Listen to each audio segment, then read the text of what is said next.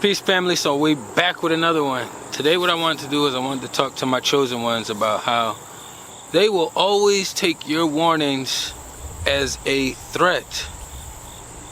For some reason the enemy out here just has a hard time with understanding that some of us out here, when we communicate, we tend to put a lot more value and substance into our words as we tend to project them, unlike a lot of other people out here. You know what I mean? And when you out here operating in this weird witchy society that we in right now, it's kind of like you telling your child, we'll use the layman's example of, you know, you telling your child or somebody like, hey, I wouldn't touch that stove if I was you because you'll burn yourself. You know, now to the level of how they'll burn themselves, it depends on how hot it is and how long they keep their hand on the eye. But when you tell them a statement like this because you have the information, they will take that as a threat, as if you're threatening them. Now, it's a difference between threatening somebody and warning them. Like, and if you actually think about it, like, most people that make threats don't follow with no actions. So you wouldn't call it a threat if I said, hey, if you step on my shoes again, I'm gonna punch you in the face. Now, technically, I could have kept that to myself. As soon as you stepped on my shoe, I could just haul off on you and punch you in the face, because I'm gonna feel justified because I know that it was uncalled for the first time. But when I say it out loud, it's me, it's us trying to give a warning. It's us protecting them and just kind of putting this vibration out there, because some things we just have to do. When you gotta use the bathroom, you gotta go. You can try to hold it as long as you want. You're gonna have to go get that out, whether it's one or two. It's no different than when things is operating in the spiritual realm and we are giving people helpful insight so that way we don't have to take certain actions. But instead of using the insight and looking at it from an enlightenment, healthier perspective, meaning as though, okay, they really care about me, they giving me this information when they don't have to tell me. He could have just waited for me to step on his shoe and then spark me, and I wouldn't have been ready for it. But now that I'm giving you the warning, now you know what I will possibly do if you step on my shoe again. Because now I'm not going to take it as an accident, I'm going to take it as intentional, because you have already been told out loud. You have already been warned out loud. That has not anything to do with threatening. A lot of people run around using these words because they know they're not going to back them with any action. So they'll tend to tell you things like, I hate when people say stuff like, I'll ill you. I'll ill. I just don't put the K on there because I know how YouTube is. But I'll ill you. And it's like, most people that do swipe left on people, they aren't telling them that they're going to. The ones that do actually tell people, because you will have small percentage of situations where people tell you, hey, if you do that, I'm gonna have to swipe left on you. And then people do what they told them, and it forces them to have to go respond the way that they already said they would. Now what happens is, when you speak something into this universe, you're putting more power behind it. So when it's in your spirit, so look at percentages, right? When you're in your spiritual space, you're creating things, right? And you're traveling, you're moving around doing these different things. But when you process something in there, it's like cooking and marinating. So that way, it doesn't have the same kind of oomph behind it until you actually start taking the steps out here. Once you start taking the steps out here, now you done put a whole battery pack behind it. Say in your inner space, it was at 20%. Now that you start manifesting it and taking steps out here in this realm, now you done put more power to it. So that thought was only at 20% power. Now that you done start taking the steps, now you at about 70 to 80%, depending on how much work you're doing. That's why they say that, you know, your word is your bond. Once you say it, you should hold yourself to it. So if I was to warn people or tell people certain things, it's because I have your best interests at heart. I know what I'm capable of doing. I know the lengths that I'm willing to go to, and I know what I'm not willing to do. So when I give these warnings, and when any of us give these, use their approach as you're threatening them. You gotta remember, threatening, this word, threat, like, if two energies is clashing, you know what I mean? It's different ways you can take the approach of a threat, which it can be used in an enlightenment way. But the way that you're threatening me or you're sending threats is being used in a more like toxic manner. And you do have some people who really are out there that's just saying a bunch of shit to scramble people inside space to get them not to do things, because that's how the system also operates. But you gotta remember, like, it's not a threat if you tell somebody what you're gonna do and then you do it. You know what I mean? You don't look at it as a threat. If somebody say, hey, I need a ride, you can be like, yeah, I got you today at 4 o'clock. You don't look at that as a threatening situation. You just take that as, you said you're gonna do this, so you're gonna hold yourself accountable, and you're gonna hold some value to your words that you're going to do that. But we got a lot of demons out here that's using all of these weird English words, you know, and twisting things up and around to make it fit their narrative. And it's like, the more you twist and turn and bop it, twist it, turn it, bop it.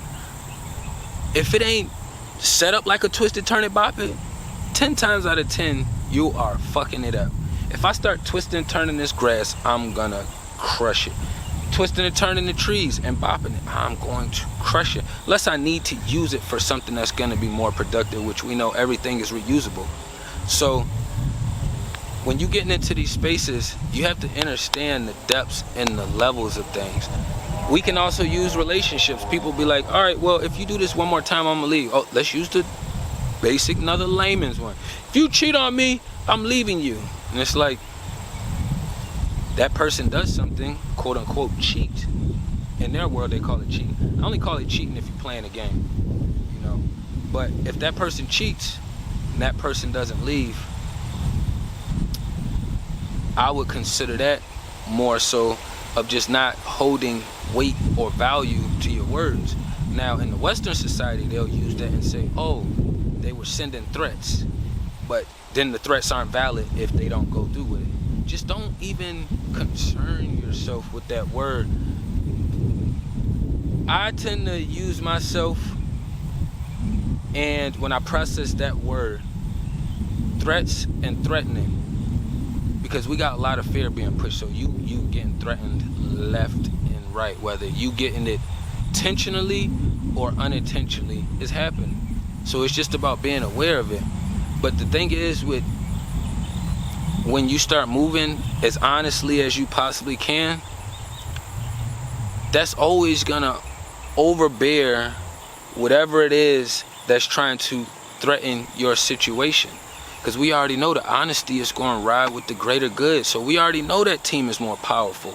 Like, a lot of this stuff be really simple, but then you have certain parts of it that will be really intricate and extremely detailed that you have to dive in to know. That's why adults have to teach little ones how to walk. And even if we don't teach them, they are visual in this realm as well too. They'll see it and then they'll start emulating it as they keep getting bigger. So if you never taught your child to walk, they're gonna learn how to walk from seeing you. We help teach them by making it a faster process. We like, all right, your legs work, I want you walking by 5 months. Your legs work, I want you to beat my neighbors down the street. His start walking at 6 months, I want you to start walking at 4 months. Like, that's the kind of weird shit we do. But even when you look at the dynamics of the parents and the children, it's clear, very clear, that we are supposed to be teaching the next generation. They're more humans. When you label them as kids, then you drop them as a different identity. That's why I don't call mine a kid. A kid is a baby goat. You know what I mean? I just like to call them little people. It's just a little me when I was little before I grew up.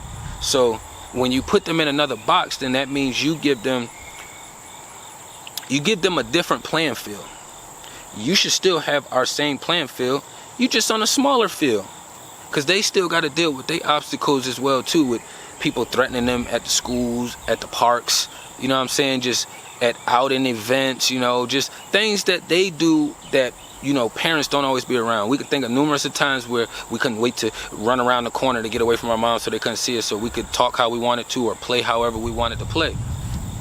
Same difference. So the more knowledge you intake and feed yourself and get a better understanding of this, the easier it is for you to teach the next generation to prepare them. You know what I mean? For a lot of us, we out back.